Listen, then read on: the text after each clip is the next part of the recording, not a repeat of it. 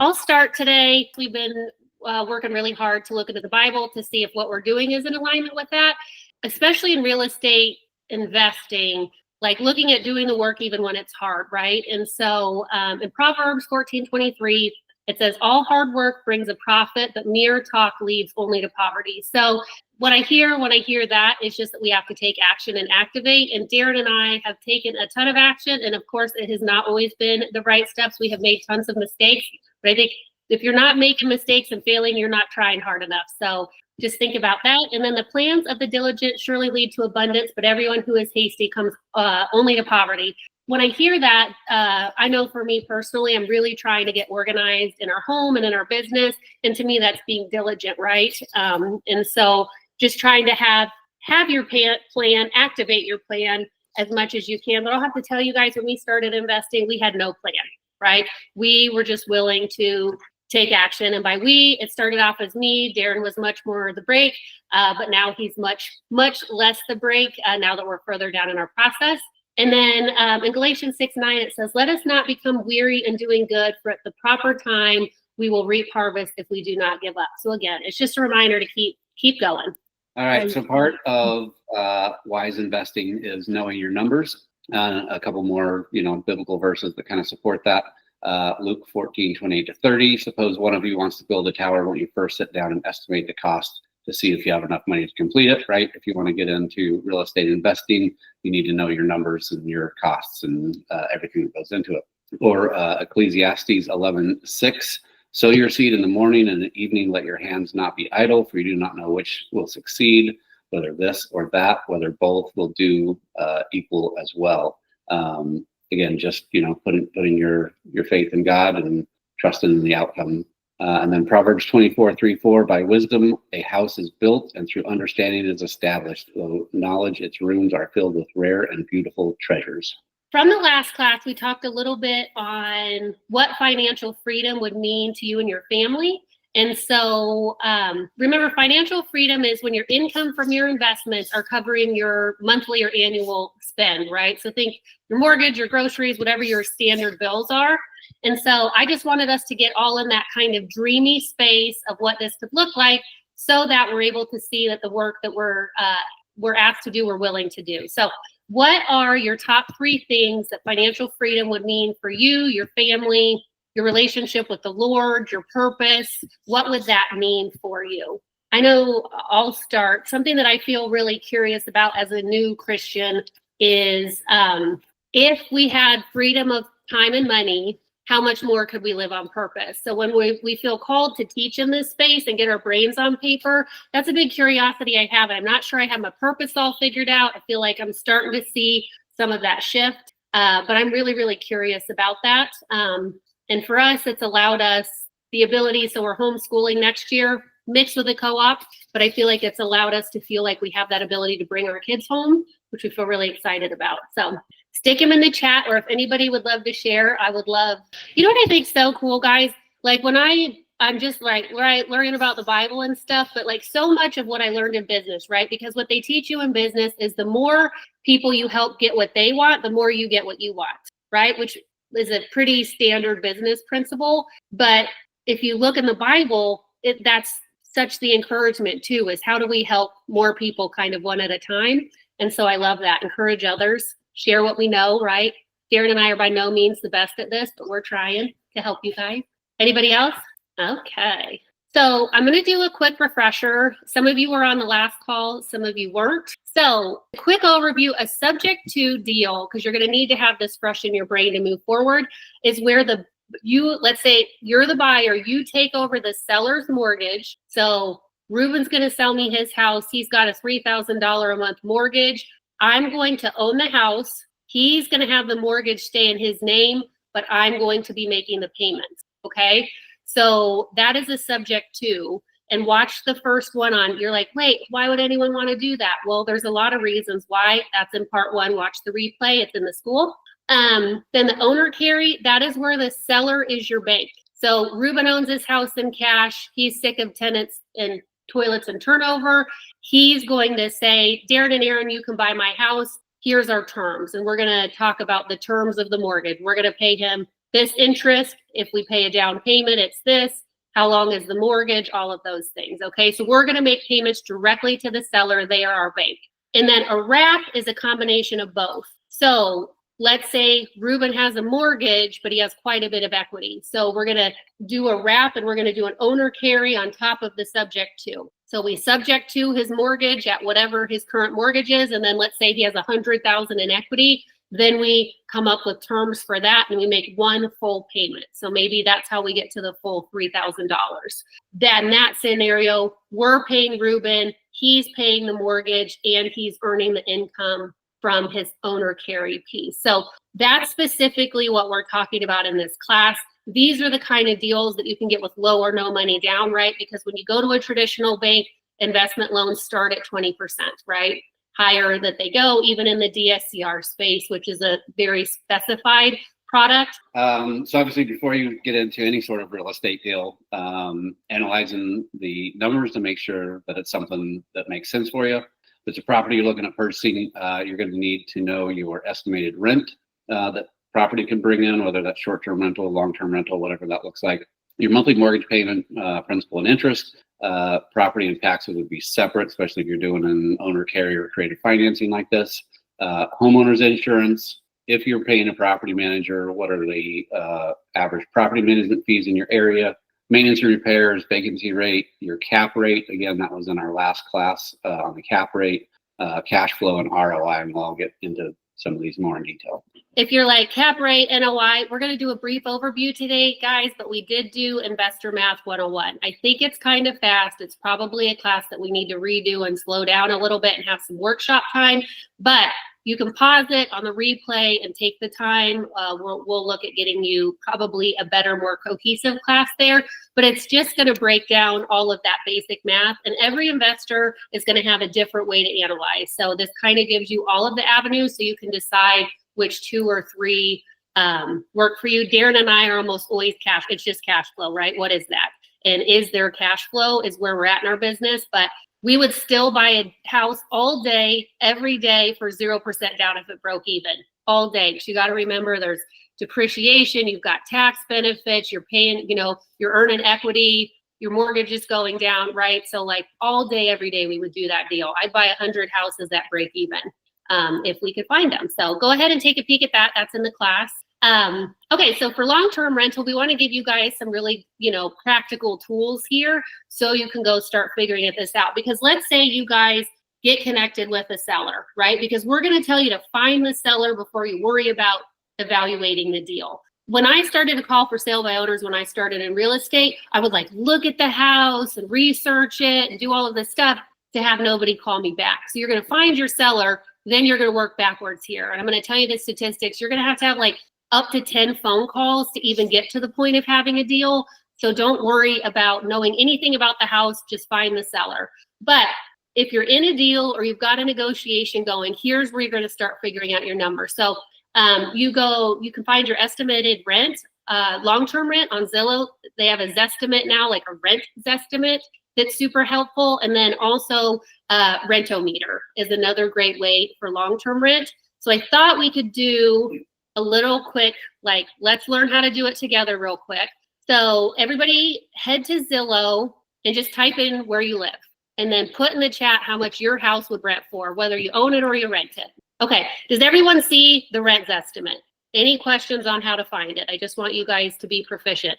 It's free, it's cheap. Rentometer, you have to pay after a certain number of free rents. So that's just more if you want more accurate data, and it will actually show you on the map where the houses are so you can compare them. So if you're really getting in the weeds, you may end up paying for that, but I think rent estimate will get you close enough.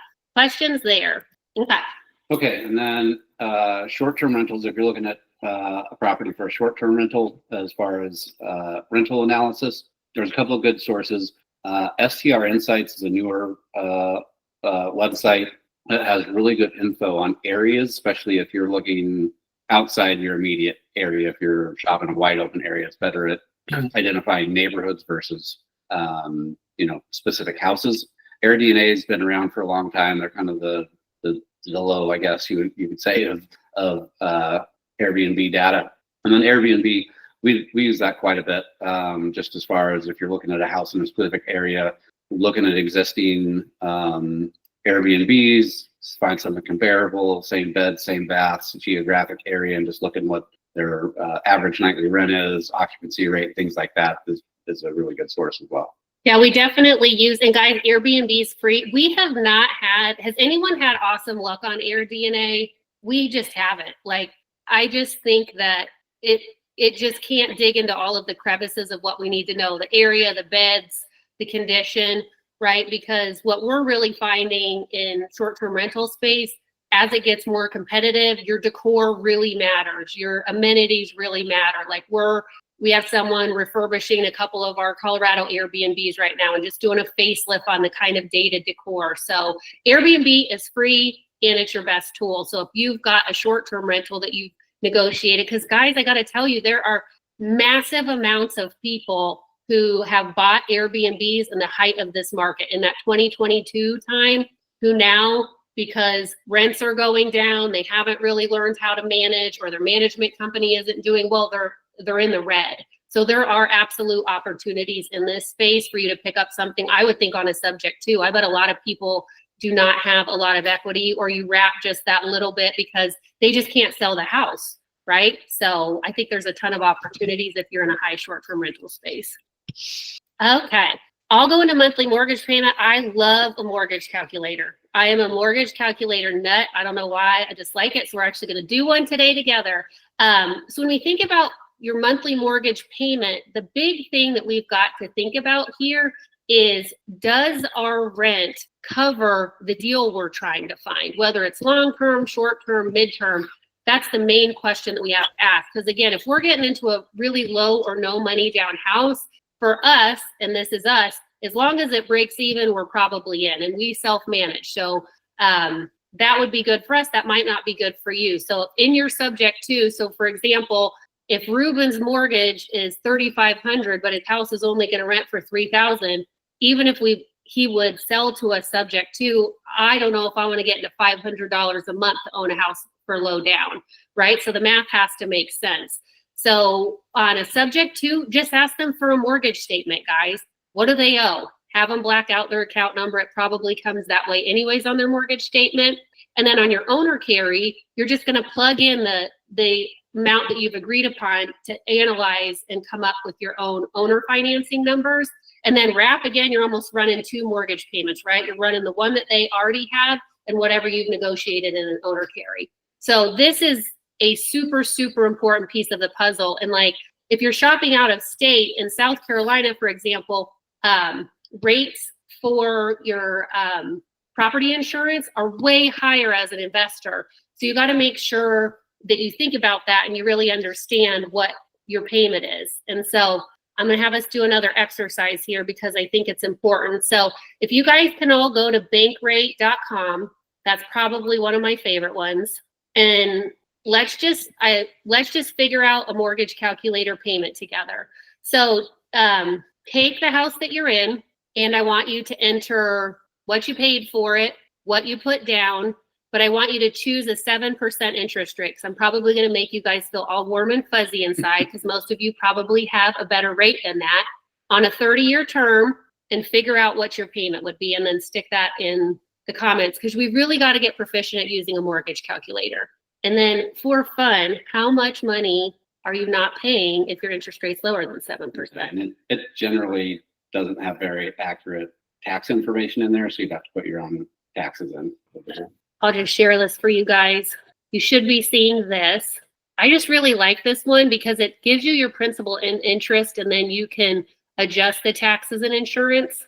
And if you put in your zip code, it does try to get you in the ballpark on what your taxes are. But again, this would be as a first-time home buyer or as an owner occupant in South Carolina, it'd be significantly more as an investor. So once you figure it out, pop it in the chat.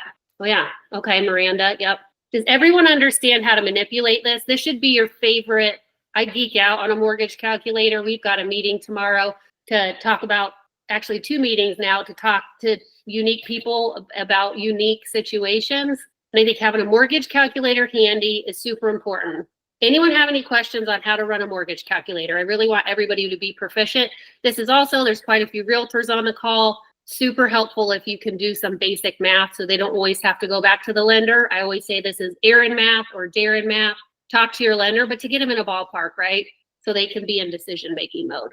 Or even if you're looking at an owner carry finance, if you run different scenarios through this mortgage calculator as far as rates, terms, things like that, to try to narrow down what you're looking for in an offer is also super helpful beforehand.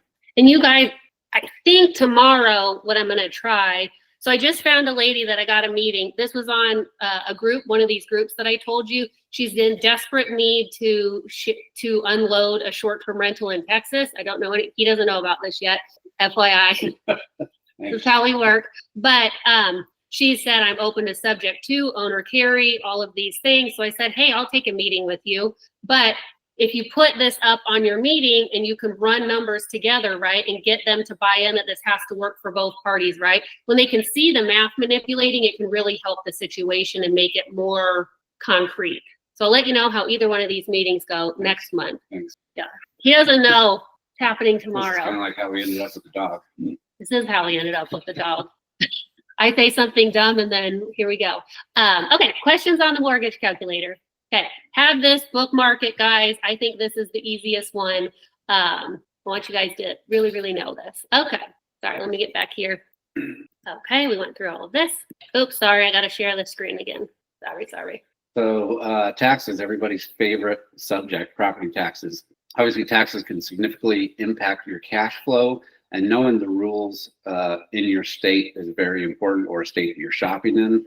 When we first moved to South Carolina, we knew that the tax rate for an investment property went from 4% to 6%. But that wasn't the full picture of it. When you own an investment property in South Carolina, your tax rate actually goes up by, I don't know, 2.5 times because of the way that it's calculated in there. The mill levy rate changes or something. So knowing your tax rates in the property that you're shopping in is super important, and the rules that go around that. So the best way to do that, typically, Zillow's got some information, typically not that accurate. Go into your local county assessor's page is the best place to go, because it's going to give you, most county assessor's page has a tax calculator that you can put in, estimated value of a house, the property tax, current property tax, as well as a little calculator if you need to change that for like a non-owner occupied property. Because there could be senior exemptions, right? Their taxes can be lower because they're seniors. In an owner carry situation, you may absolutely have an older person on the other side of the deal. So I just want everybody to take a second. I'm trying to make this more workshop-y, and I just want you to find your county assessor's page. So you should just be able to type into Google, what's my county assessor for this city and state or whatever county for property taxes. And then I just want you to bookmark it. And then homework from this call is to figure out how to use your assessor page to calculate taxes. I mean, Darren and I bought our first investment property thinking, 4 to 6%, not that big of a deal. Taxes are a third more. Again, that was not the math, right? So our Airbnb by Anderson University, it's doing great, but our property taxes are like $500 a month, right? Very significant. And they would maybe be like 100 if we owned it as a primary. So if you're in a more expensive area and you may not be investing there because the math doesn't make sense, you can do this for anywhere to figure out your property taxes, right? Next best favorite thing besides property taxes is homeowners insurance, which have all gone, pretty skyrocketed in the last couple of years. Easy way to do that is just ask the current owner who their insurance provider is and what their rates are, or it's easy to shop around and get an online quote from many of the big companies, Progressive, State Farm, Allstate, all those kind of things. If we're talking about short-term rentals, short-term rental insurance is pretty specific. Not most will insure short-term rentals. It's not just a normal rental policy, that you would get through State Farm or something like that. So some normal carriers do them, but there are some short-term rental specific carriers. Steadily is the one that I use most often, and there's also another one called Proper Insurance. Both of those specialize in short-term rentals. Of course, if we get into a vacant property to remodel, flipping, those are all things that are going to vary with insurance companies. And remember, guys, because you're owning the house now, you're going to always get a new policy, right? You're never going to take over their policy. So even if it's a wrap and I'm paying Andrea for her mortgage that she's going to pay, and I'm going to pay her an owner carry portion, the insurance is still under us. And so we need to teach you how to do that, right? Because the insurance is different. You don't want to cause a due on sale. We've just recently been all through that so we can teach you guys, but you will get a new policy, but you need to get, especially if your numbers are close, guys, make sure you're getting actual quotes on the property, okay? Again, knowing your numbers is going to make you the most successful. You know, beach markets, mountain markets, fire hazard areas that can change pretty drastically. And you guys know we will die on the hill of self-managing. And do we have someone help us self-manage? Absolutely. So it's not just Darren and myself, but you guys should be the head of your management. Nobody cares about the property like you will.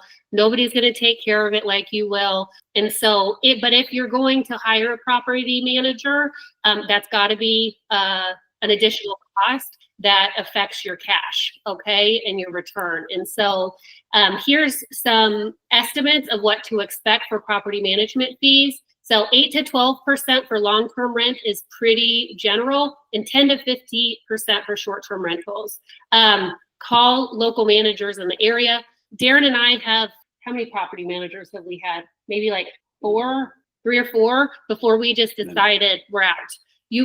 We now know you can short-term rental and long-term rental manage from anywhere. So don't let that scare you. I think if you're going to really be an investor and hit financial freedom, it's a skill set that you've got to learn.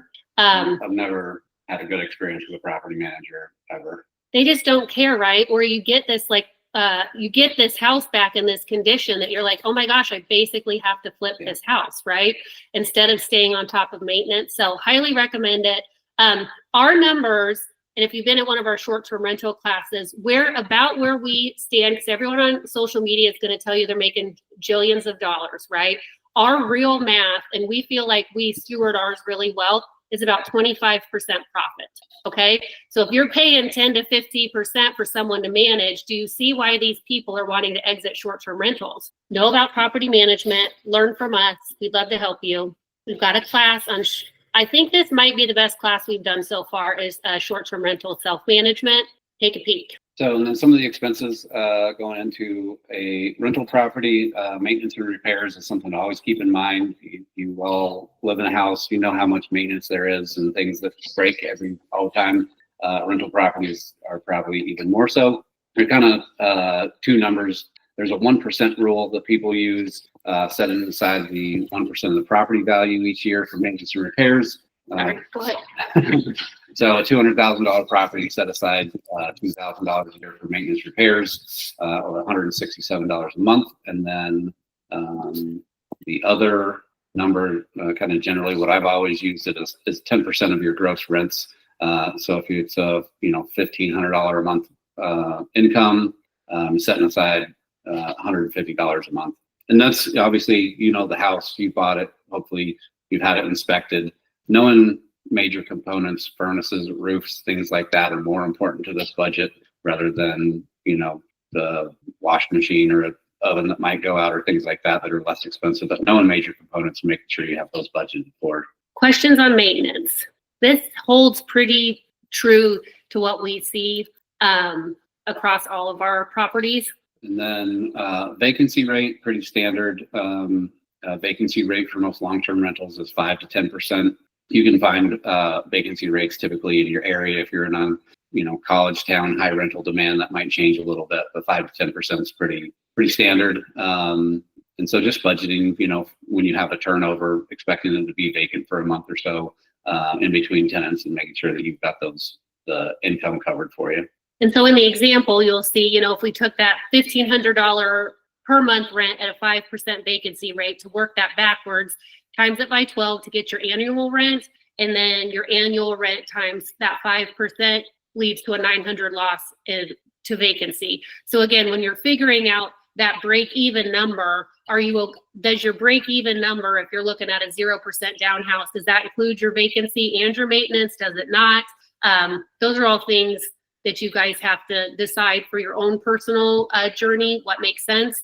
We're probably a little riskier than most people just because we've seen so much of the benefit, right? Of the property appreciating, our mortgage get paying down and being able to make more moves, right? Like this last one, us selling 2 and being able to buy 4 is just to show how kind of your ball can grow and keep moving. And now we have 4 properties, right, appreciating, and 4 properties on our taxes and all of that. Yeah. And some of those numbers, obviously, if you own one property, you've got to make sure that you're budgeted for all these things. Once you get to the point where you have multiple properties, you've got other properties producing income while one sits vacant or something like that. But just obviously knowing your numbers is everything in the investment space. And for short-term rental, it's a little harder. These are, some standard numbers, but a good occupancy rate in a short-term rental is 60 to 70%. They say 80% over, and you're not priced appropriately, right? And the wear and tear on your property is concerning at that point. So you need to raise your prices. So expect 20 to 40% of vacancy. It may be higher your first year just because it takes a minute for your momentum to build up, right? Like we just launched 4 Airbnb. It takes 5 reviews to get you to even show up in the metrics. So you do sales and stuff to show up until then as a new property. So it's going to take us a minute to hit the ground. So our year 1 income is not going to be what we expect in year 2. And then you've really got to think in your seasonality, right? Especially in short-term rentals, because you have to make sure that you manage your budget for the slow seasons, right? Save the hay from here to cover you over here. But like Darren said, we don't even worry about things like maintenance costs or any of that anymore, because if this property doesn't have it, this property will cover it, right? And so we don't have that in our metric anymore, but it is more important when you're right at the beginning, especially if you're just entering right into investing. Okay, quick overview. This is all in investor math, especially if you're going to be stewarding other people's. You need to understand the NOI, the net operating income, and that's basically your rent minus your operating expenses, total operating expenses. Your cap rate, which if you're helping investors, you've got to understand this number, is that NOI divided by the property value. The only one Darren and I really care about is cash flow, right? As us, do we ever calculate cap rate or NOI? No, we never do.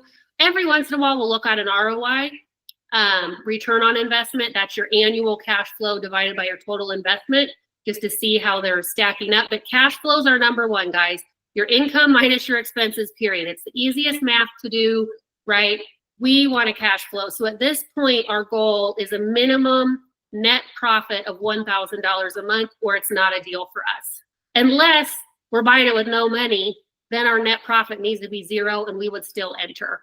Because like you said, you hold that in 5 years and all of a sudden you have another real estate play to make that you didn't have to make before. So questions on any of this, there's a whole class on it before we move forward. But this is just another way to analyze. Easiest one is cash flow. And if that number is 0 and you're okay with 0, wonderful. No questions? You can always put stuff in the chat too, guys, and we can make sure that we answer them for you. Okay, so you're like, where are we going to find these peeps, right?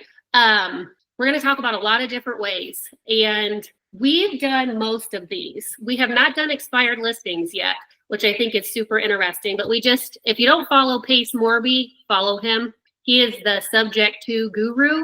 And he's the one that was talking about expired listings. And I've known about expired listings as a realtor. I've never thought about it as an investor. So that's something I'm very curious about. But to break it down real simple, we're going to start with for sale by owners and expired listings. Okay, so for sale by owners, all that means, if you don't know, is it's home for sale. Who did you say to follow? Pace Morby. I'll put it in the chat here. He's wonderful. He has a book called, it might just be called Sub 2. I'm not sure, but he's wonderful. So they just say they don't have a realtor, and I haven't called them yet, but in our town, there are 2 on the market that say they'll do owner carries, but they want like 50% down. And I'm like, well, I don't want that. So I'm going to try to call them and work myself backwards to 0, see if we can get there, right? So sometimes people will just tell you, and just because they tell you they want 50%, that doesn't mean you don't know anything about their situation yet. So part 3 is going to be like digging in and finding the info so you can come up with a win-win solution that includes you bringing less money to the table. And then expireds are just houses that didn't sell with a realtor, right? They hired many of the people on this call are licensed and they didn't sell on market with a realtor. And there are companies that we're going to show you that gather this information that you can purchase and call. So this is what really got me excited. I was like, ooh, I'm excited to share this with you guys. So this is Pace Morby. 30% of expired listings go to real estate investors off market. That number blew my mind. Is anybody else like, that's crazy, right? Because I've only thought about it from I'm going to be a realtor trying to pick up the mess that somebody else left. What if we call as an investor, right? So anyways, mind blown. Maybe it wasn't so exciting to everybody else, but I was like, I love statistics. I love that statistic. So for expireds, this is specifically expireds. There's the two best tools that we think are RedX and Vulcan 7. So this is going to be a tool that's going to gather the information. A lot of times they have the contact information for the client in there. We're going to show you some other ways to get client information. Right, you do got to pay to play in both of these. So you can always start at For Sale by Owners, which have more free. But here's the two best products that we have found. The brokerage that we used to own used RedX, and it was a really, really great tool. Vulcan 7, I've heard great things about. And so here's just, if you want to get nerdy on the numbers, here's their estimated conversion rates. And so Vulcan 7 is saying that they have a higher conversion rate, just because I like to nerd out on some of those numbers. So for sale by owner, oops, I made this pretty, hold on. So for sale by owner resources are here. So there's forsalebyowner.com. Zillow, do you guys know how to find for sale by owners on Zillow? Does anybody want me to show you? You do? Okay, I'll just show you real quick, because I want you guys to know. As I'm saying this, I'm like, I should have typed in how to do this for you guys. So I'm going to share my screen here. So this is pulling up Fort Collins, and then I always got to look which one it's under. So I must have been looking there last. Okay, Zillow's loading. We've had some power outages, so our internet is being a little slow. So it's not under there. There's a tab that is, all right. I'm going to let this load for a second. I'm going to come back to this in just a second, okay? I also have 87 tabs open. I don't know if anybody else works like that, so maybe I should shut some of these down. There's basically a tab, and I'll show you here in a second. When we go to home type, it's going to have new construction, pre-foreclosure, and then it's going to say by owner as a tab. And so once this loads, I'll show you guys exactly, but it's going to take me a second. So Zillow is a really good place to start, and it's free. So if you guys are like, I'm not cool enough to like want to pay for RedX or Vulcan 7, Zillow, Facebook Marketplace, guys, the crazy places that for sale by owners list, check on Marketplace, check on Craigslist, and sometimes they just put a sign in their yard, guys. So if you're driving around and see a for sale by owner sign, snap a pic and call and just say, hey, I'm an investor. I just drove by. I just wanted to get some more information, right? And just let them do the talking. But that's the best way to find for sale by owners. And they're, how do I want to say a nice way? For sale by owners are often a unique subset of people. So when I started real estate, oh, here we go. Yay, I found it. Let me share this tab. So under more, see how it says owner posted? So you're just going to unclick all of these other ones. So it just shows you the owner posted, okay? Okay, and then it's just gonna bring up the for sale by owners, okay? So see, look, now it takes it down to, in Fort Collins right now, it says there's only 13 houses, okay? So that's a good way to find for sale by owners. I think it's the best way. Zillow lets them post for free, I believe. So take a peek there. Did you guys see that before my computer went crazy? Did you see where under the more tab? Okay, thank you. Now my screen is not sharing. Give me a second, guys. So I would definitely check there first. And like I said, there's 2 in Anderson right now. They might not be on there anymore. They're also at 70 and 50,000. So I'm not sure I want to self-manage these houses, but I'm also like, well, if I got them for free, meaning I don't know what the area is like, you know, or the tenants would be like, Darren and I have done the Kansas City $50,000 house thing, and we did it. We made a lot of money, but it's a harder place to start, is all that I'll say. So take a peek here. Anybody else have any good for sale by owner resources? I don't know if Ruben, you know anything cool that we don't know? just dropped it in the chat. Just this week, I learned. You guys hear Ruben? I can't. You can mute it, Ruben. I can hear him. Quantella can hear me. You can hear him? Okay. Why can't we hear you, Ruben? I'll just say, maybe you can catch it on the recording, that Rabu.com now is allowing STR owners to list their properties for free. I just learned that. So I haven't looked into the tool yet, but that's a possibility as well to look for FSBO properties that are primed for short-term rentals. So I still have to look into that. I'm sorry. I figured out how to hear you. What was the tool? Rabu.com. They're allowing STR owners to, I guess, sell FSBO for free on that platform. I haven't looked into it yet, but it sounds promising. So I'm going to dig into it over the next week. And if anybody wants to as well, that might be another resource for everyone. Cool. Will you put that in the chat? Yeah. I dropped it in the chat a little moment ago. But Rabu.com is good because they actually do a good overview of short-term rentals that are listed on the MLS. So they're like scraping like the MLS and providing you at least with a good place to start to start looking for potential properties that may be good investments. So again, I haven't really dug into it, but that's something else to be aware of. Awesome. Thank you, Ruben. That sounds like a super cool resource. We will definitely take a peek. Anybody else have anything cool they want to share? This is a sharing space. So if y'all have anything. Okay. So let's go into the next tool, probate and estates, right? So, end of life kind of transition, things like that. How do we find these people? Because often you have a motivated person on the other end of that, right? They've inherited or whatever, a house, and they don't want to rent it. They don't want to fix it up. They don't want to mess with it, right? So this might be a really great way for us to get into a house. Just know, like, probate can take a minute, so it might not be the best. So here's a couple resources for you guys in this space. And so we've got PropStream and ListSource. So these are kind of in the same category as Vulcan and RedX for expireds. And so it's going to give you contact data. It's going to give you leads. Skip tracing is just helping you find the seller's contact information. So you are almost, if you want to get serious about this, you're going to want to pick a resource to use at the very least so you can get access to seller contact information. So most states, can you find a mailing address? Yes, right? Because it's listed on public record. So even if it's an investment and their investments here and they live in Arizona, usually we can find a mailing address. I am all about handwritten letters, but this is if you want phone numbers and emails. And you can, the ListSource lets you purchase the amount of records that you want, which I really like.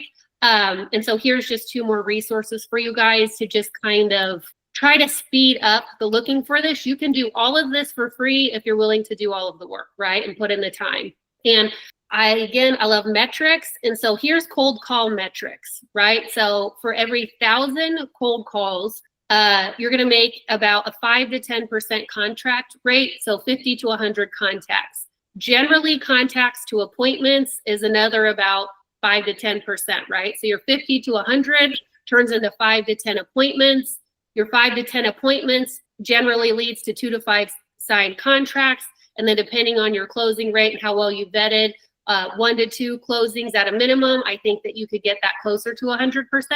So this is why when I started the call, just looking at it biblically and just from a business background, like, are you willing to make 1,000 calls to find your 1 to 5 deals of little to no money down? So just thinking about it, right? Like, that's a lot of work, but are you willing to do it to get to your goal? And this is if you're totally cold. Like, I feel like if you call a for sale by owner that's in your city or in an area that you invest, is that a cold call, or can you make it a little bit warmer? Potentially. So I just want you guys to know the metrics. Also, so if you guys make 10 calls and you aren't anywhere, so you know that, like, you're not doing something wrong. It's just the metrics aren't on your behalf. And this is more if you're going down the probate estate route, right? Because you don't even know if they want to sell, versus if you have a for sale by owner or an expired, you at least have a person saying, I'm in some capacity, right? So this would be cold calls. Any questions on that? Okay. let's talk about direct mail. This is something that I'm interested in getting into. And this, I think, works great if, they call it driving for dollars. Have you guys heard of that? Meaning, if you're driving around and you see an old beat up something, or it's vacant, or for some reason you're like, this house needs me to have it, this is how you can get in contact. So PropStream and ListSource, you can get those records and you can upload it into this thing called InstaMail. But handwritten notes, I couldn't find any metrics on how much it increases the conversion, but they say significantly, right? So I would say start with 2 handwritten notes a week to specific sellers before you would go this route. This is if you're pretty serious, but I want to give you all the resources. And then something, I guess Darren just learned this tip. Oh yeah, just getting a Google voice number. So whether it's for a mailer or, we'll talk about bandit signs, the We Buy Ugly Houses signs that are around, just getting a Google voice number or, one of the other internet VoIP numbers, just so the numbers coming in, if we all get enough spam calls and everything else. But if you're putting some sort of marketing out there, that way that a phone call is coming from one of your lead sources or signs or mailers, something like that. And I don't know how many times I taught this as a broker owner, answer at every call. I don't know how much business people lose out on because they do not pick up their phone. And if your phone is like most phones now, this is why this Google Voice number would be perfect. So if you see that Google Voice number come in, you're like, stop everything. Somebody's hit on something that I'm working on. So we have not done that yet, but that's the next step Darren and I are planning on taking. So here's, because I want you to have the numbers, direct mail response rates. It's 1% to 2% if you're cold mailing, right? So let's say you're just targeting a neighborhood, you've downloaded everybody in the neighborhood, and you're just sending out mailers that I'm looking to buy a house in your area. Targeted lists, they say, are 5% or higher, and I cannot find the personal list number. So my goal is, if I can't find a phone number, I will just 2 letters a week. That's it. Like, starting very reasonable, and to specific property owners. So like, there's a house on our street that I don't know, nobody's living in it. And I'm going to figure out who owns it and see if they want to sell it to us, right? In some capacity. And so I think that would be a good goal to set. Has anybody done any direct mailing? No? Okay. I never did it for a real estate business because I think it's a waste of money. I'm tempted to say the same thing here, unless you're going very targeted, right? But like a lot of our friends that flip, this is how they find their flips. They're waiting for that 1 or 2%. They're paying $5,000 to $7,000 a month in direct mail to find that flip. So it does work, but I'm going to start smaller. I'm going to say the return, or I guess the amount of mailers you got to send out to get a hit. A poor metric, but if you can get a house out of it.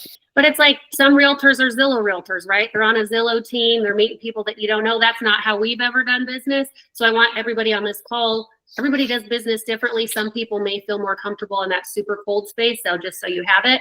And I just, again, want you to see how much communication that you need to have. So your lead to deal ratio, so it's 200 on the low end to 1,000 to get a deal, right? That's a very broad base, right? But then from your call to contract, 5 to 10 calls with somebody to get a contract, especially guys, if we're having to teach them about this kind of unique way to do business, it's going to take more time to get the deal done. And generally, every deal that we've gotten into, it's been because they're at their end of waiting. They've tried it. They've for sale by owner. Like, we bought 4 for sale by owners.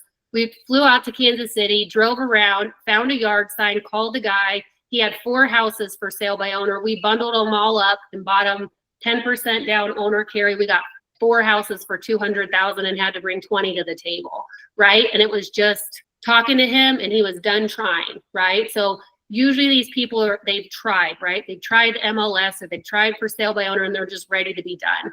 And then from once you've got them to maybe a contract, you've got to get 4 to 5 more calls to get them to close. And just, these can be calls, emails, a letter, an in-person meeting.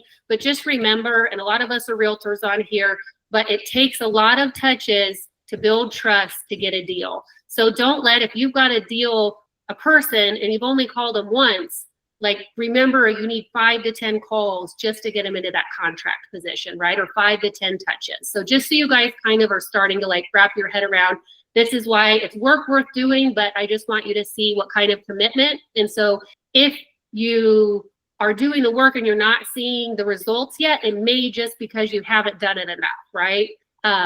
Again, a lot of realtors on here, I don't know how many people sit 3 open houses and don't have a client. And I'm like, well, the numbers are you need 15 unrepresented buyers to get a client. Have you met 15 unrepresented people, right? So here's the metrics for this. So bandit signs. Another thing we haven't done, but are considering doing. You've all seen the "We buy houses cash, we buy ugly houses," those kind of signs. Bandit sign, if you're going to put those out there, things that work well for them: high contrast colors, large font, minimal text, and then, like you said, the Google Voice number, or I think there's other providers out there that do the internet-based phone number, so you know where the number's coming from. And I would target a specific neighborhood if I'm looking for an investment property in a specific neighborhood. Put those out as many corners as you can in a targeted area. And again, we haven't done this yet. And don't say we buy cash if we don't buy cash, right? So that's why we thought something like this could work. Just initiate a call. And then if you're a realtor, maybe it turns into a sale. If not, maybe you can connect them to somebody else and find a deal, right? Like having these conversations is worth it just to learn. So this is where Darren and I are likely going next. We're looking for some flips and haven't had any luck lately. So I think we're heading to the bandit sign pretty soon. And it also, I think if people are going to call those numbers, they're generally in a situation where they need help quick. So I think this would be a good way for you to do it. In social media, we are just getting into social media, guys. We are very new at this. And so I'm not going to give you a ton of guidance here, but that's how we met Ruben. So I had just posted on a group that I'm going to show you at the end for you, recommend joining, and just said, hey, we're in a 1031 exchange. We're looking up to this amount of property. These are the metrics that were required because we have certain kind of entry level metrics we're trying to meet to see if the deal's even worth evaluating. We got a bunch of garbage. I thought Ruben was a scam when we started off. And he's new at this, guys, but he's working really hard and he's learning and he's doing something super cool. So we worked together and realized it wasn't a scam, and that's where ended up 2 of our deals came from. So post, hey, I'm looking in this area. I'm looking for subject to or owner carry. You're going to get a lot of people saying a lot of dumb stuff, but what if you find the diamond in the rough, right? You can use targeted Facebook ads. You can use Instagram, YouTube, LinkedIn. I'm interested in getting more involved in LinkedIn for more of this investment space. I'm not on LinkedIn at all. But the thing is, when you build a community, now that we've done deals with Ruben, I believe if he has a deal, he'll bring it to us, right? Like you start building connections and you can find more deals, right? And so use these. Y'all might be better. We're going to have Tammy on here hopefully next month teaching on YouTube. It will be specifically for selling houses, but I'm going to encourage that everyone just come and listen because even if it's not in your area, you can learn from an expert. She gets almost all of her business off YouTube. And so just don't forget this and just try, right? Is my social media awesome right now? Probably not, but I'm trying and I'm seeing what works. And I think just getting connected with other people is so important. You're so, Yeah. There you go. Yeah, Darren's even worse than me at social, which is okay. Okay, our last bit of advice today, and then we'll open up for questions, is start meeting people, right? Touching elbows with people that, like Ruben's in California, like, right? We don't even need to, is that right? You're in California? Do I have that right? Okay, I thought so. But go to investor meetups, join local Facebook groups like here, right? A lot of it is Greenville based, which is about 45 minutes from us, but there's investor groups. Just get in them, see what deals are out there, look at deals, start evaluating them. And we're pretty short-term rental specific, but guys, when we're looking at doing what we're teaching, we're probably looking more in the long-term rental space, right? For this low down and local. But the STR groups that we like are STR Homes for Sale. I think that's where we met Ruben. Build Short-Term Rental Wealth is with Bill Fayeth. He's kind of a big guy in this space. And then Smarter Short-Term Rentals. And again, just join these groups, put out there what you're looking for, find investor groups, and just be a part of the group so they get to know you. And then hopefully, like I've got 2 guys that I just communicated with a little, and they haven't sent me a deal that I want yet, but we're in community and they're thinking about us, right? And so if we could get that where we have 10 people sending us deals, that would be wonderful. So that's what we have for you today. What kind of questions do you guys have, or what do you see in this working, or what do you feel like your roadblocks are to starting this, and can we help you workshop through any of it?